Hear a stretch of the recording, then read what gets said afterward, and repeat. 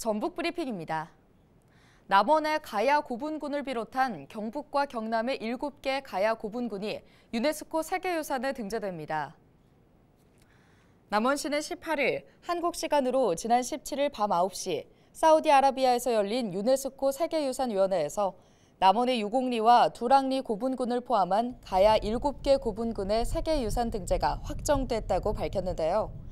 이로써 전북 동부 지역 고대 고문화를 대표하는 유곡리와 두랑리 고분군이 한국의 16번째 유네스코 세계유산으로 등재하게 됐습니다.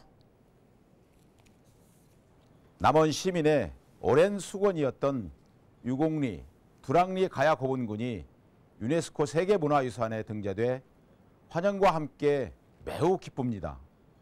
이번 등재를 통해서 시민들의 자긍심을 높이고 나아가 세계적인 관광 브랜드로 만들어 가겠습니다. 지난 17일 아침 6시 20분쯤 고창군 해리면 한 장어 양식장 여과조에서 30대 동티모르 국적 외국인 근로자 A씨가 숨진 채 발견됐습니다. 양식장 직원의 신고를 받고 출동한 119 구조대는 심정지 상태인 A씨를 3.6m 깊이 여과조에서 발견하고 인근 병원으로 옮겼지만 끝내 숨졌다고 밝혔습니다. 경찰 관계자는 현재까지 타살 혐의는 없다며 A씨가 평소처럼 홀로 시설을 점검하다 여과조에 빠진 것으로 보인다고 밝혔습니다. 또 해당 사업장은 중대재해처벌법 대상은 아니라며 노동당국이 산업안전보건법 위반 여부를 조사하고 있다고 전했습니다. 쉬는 날 소방관이 아파트 16층 난간에 매달려 있던 주민을 발견하고 맨몸으로 구조했습니다. 전북소방본부 119 안전체험관 소속 남기엽 소방위는 쉬는 날인 지난 16일 아침 6시 50분쯤 전주의 한 아파트 주민들과 공터에서 행사를 준비하던 중 아파트 16층 베란다 난간에 매달려 있는 20대 여성을 발견했습니다. 여성은 베란다에 다리만 걸쳐 있고 몸은 밖에 나와 있는 상태로 피까지 흘리고 있어 당장 구조가 필요한 상황이었는데요. 남기엽 소방위는 아파트 16층에 갔지만 문이 열리지 않자 바로 아래층으로 내려가 맨몸으로 베란다 난간을 타고 올라간 뒤 여성을 집 안으로 밀어넣어 구조했습니다.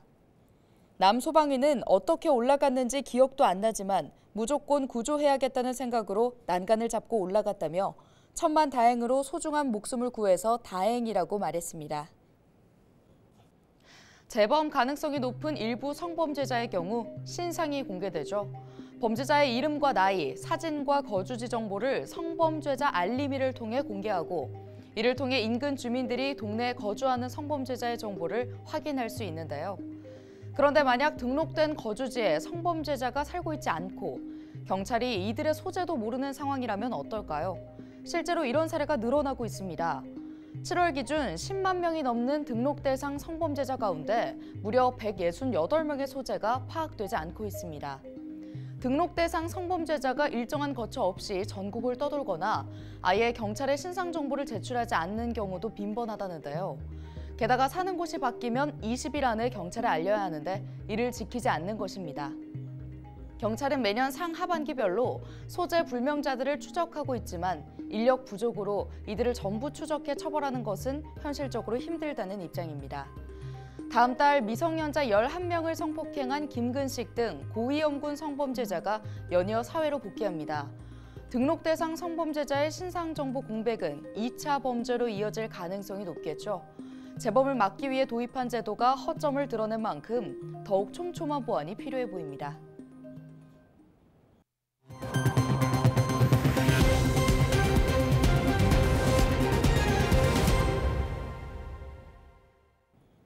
고창군이 유시민 작가 초청 강연을 개최합니다.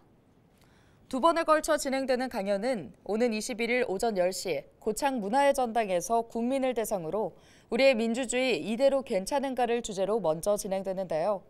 두 번째 강연은 같은 날 오후 3시 전북 지역사회보장협의체 역량 강화 행사 초청으로 선운산 유스 호스텔에서 열립니다. 지금까지 전북 브리핑이었습니다.